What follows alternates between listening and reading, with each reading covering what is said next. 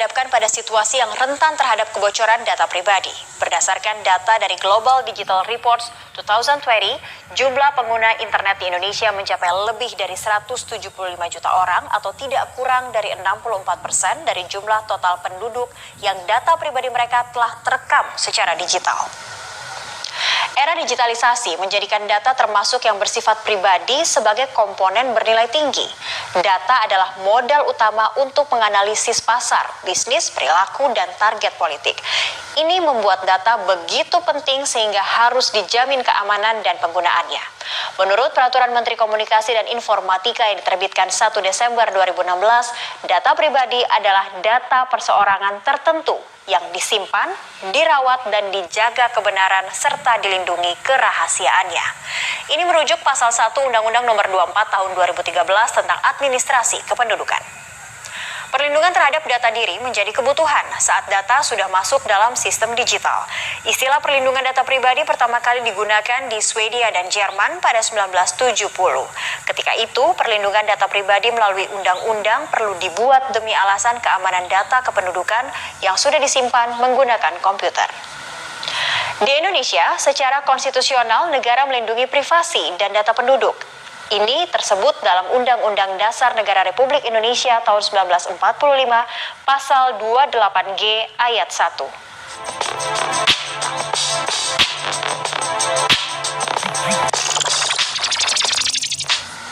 Senada dengan pasal 28G ayat 1 Undang-Undang Dasar 1945 dalam pasal 2 Undang-Undang Administrasi dan Kependudukan mengatur bahwa setiap penduduk mempunyai hak diantaranya untuk memperoleh dokumen kependudukan, perlindungan atas data pribadi, serta ganti rugi dan pemulihan nama baik sebagai akibat kesalahan dalam pendaftaran penduduk dan pencatatan sipil, serta penyalahgunaan data pribadi oleh instansi pelaksana.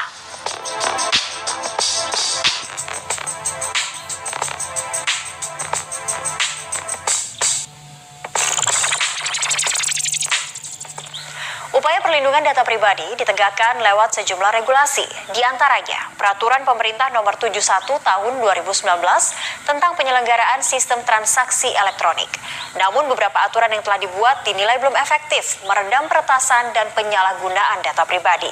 Lantaran hanya berisi imbauan untuk melakukan penguatan sistem tanpa ada kejelasan bagaimana dan sanksi apa yang bisa dikenakan bila terjadi pencurian data.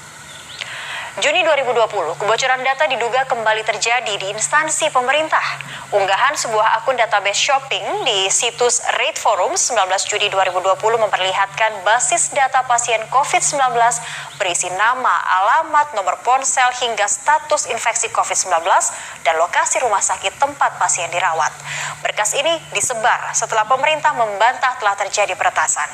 Peretas mengklaim telah mendapat sekitar 230.000 data pribadi dari database pasien COVID-19 seluruh Indonesia yang dibanderol $300 Amerika. Ini bukan kejadian pertama. Pekan sebelumnya, peretas lain mengaku berhasil membobol sistem informasi personel Polri. Artinya keamanan siber institusi pemerintah Indonesia belum terjamin. Pada Mei 2020 terjadi kasus kebocoran data pengguna aplikasi e-dagang besar di Indonesia. Tak kurang dari data milik 91 juta pengguna dan 9 juta pedagang e-commerce Tokopedia beredar bebas di dunia maya. Kebocoran data juga menimpa perusahaan penyedia platform e-dagang lainnya, Bukalapak. Data milik lebih dari 13 juta pengguna Bukalapak dijual di forum peretas atau hacker. Komunitas konsumen Indonesia sempat menggugat Tokopedia dan Kementerian Komunikasi dan Informatika senilai 100 miliar rupiah. Gugatan dilakukan atas dasar pengaduan bahwa telah terjadi penguasaan data pribadi milik pengguna tanpa persetujuan. Data pribadi yang dimaksud berupa email, tanggal lahir, jenis kelamin, dan nomor telepon. Kasus kebocoran data pribadi pengguna pernah pula menimpa beberapa platform jasa keuangan digital Techfin hingga operator telepon seluler. Terakhir kali adalah peretasan data pribadi milik Pandegung Politik Denny Siregar.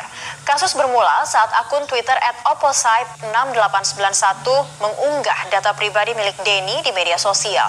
Data yang disebarluaskan cukup lengkap, mencakup nama, alamat, nik, KK, IMEI, OS, hingga jenis perangkat yang digunakan Denny.